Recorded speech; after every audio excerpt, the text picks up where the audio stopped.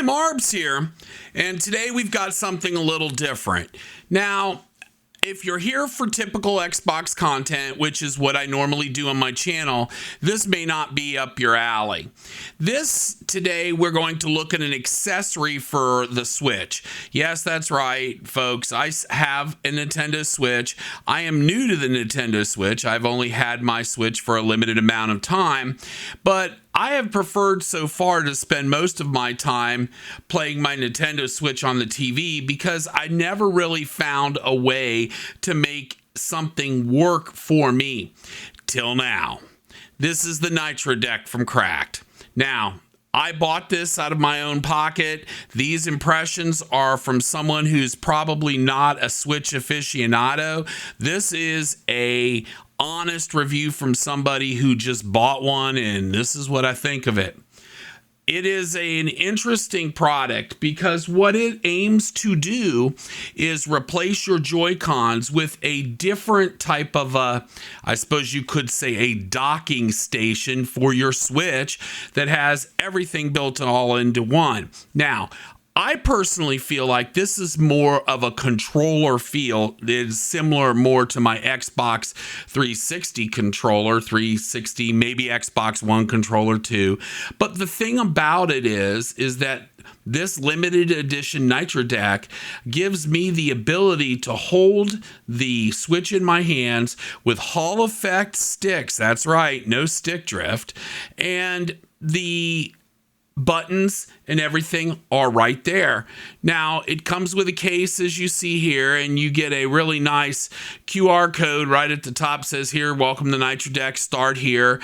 And if you do scan the QR code, there is information that can be helpful in getting you set up and getting you going and registered, and explain more about how to use the Nitro Deck and that sort of thing. The most important thing that you need to remember is you need to turn your Switch into the Pro Controller wired mode. As you see here, it comes with a cleaning cloth. It comes with a few different stick toppers. Now, I got to be honest with you, I would like to order some different stick toppers already.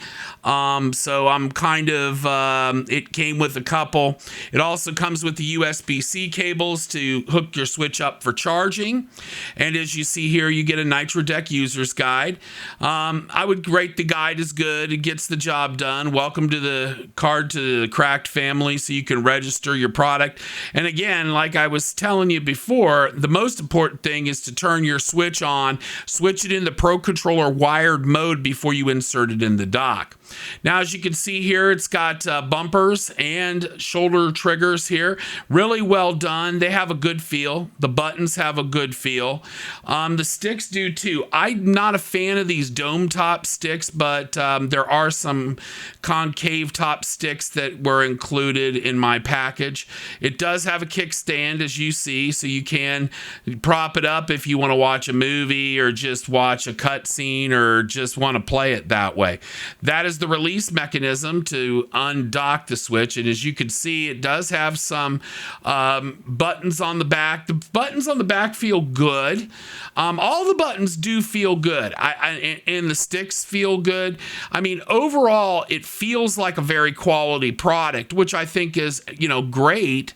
Oh, by the way, you do get a shoulder strap carrying harness if you want to hook it up and carry this thing. Now, I should point out, it's a little on the thick side. I think the one thing that caught me off guard right off the bat is I felt like it was pretty sizable as far as the dock itself, or the deck, I guess, the Nitro Deck, if you want to call it that. And it was almost 10.5 inches long, and it was about 1.5 inches thick, and I was like, wow, this is really big. But once I held it in my hands, I felt that it was a very good feel. And I think that's what's important when we start talking about how it works. So how does it work exactly? Well, it uses the Joy-Con rails, as you might expect, and that allows it to slide right into the Nitro Deck and use the USB-C interface that you see at the bottom there. Now you notice the venting is good. It does have some venting. So let's go ahead and show you how this works. So you see the rails there. Now it does have, catches on the inside of it, as we'll see here in a minute, that once you put it in the Nitro Deck, it's not going to come loose. And that's good. You see there the little, I guess you would call it lock mechanism that clicks into the Joy-Cons sides of the Switch, so that once you dock your Switch into the Nitro Deck, it isn't going to come loose. Now, this is where some people, I think, have had a lot of issues with this, is because using the release mechanism on the back, it took me a little while to figure out a good way to remove the Switch from the Nitro Deck should I want to use it on my TV again. And what I would tell you is those two little holes at the bottom there, as you can see, I usually just put a stiff plastic pick in there and just sort of give it a little twist and help it push out of the Nitro Deck while I am trying to release the unit. Now, I didn't have any issues with that. So everything that I have done with the Nitro Deck so far, I've been extremely satisfied with. This is a nice piece, but it isn't a cheap piece. It's very well constructed, it's very well designed, and as you might imagine, it isn't going to be cheap. And that's kind of where the rub starts here. Now, quality costs money, and if you want something that is this quality, it's going to cost you. And especially if you move up to the limited edition, you can be close to the $90, $100 range right off the bat.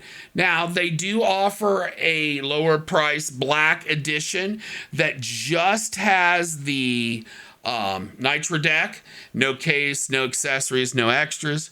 Now, it does have the programmable buttons on the back. It has everything that you could pretty much want in something like this. My name's Marbs. We'll see you on the next one. Bye now.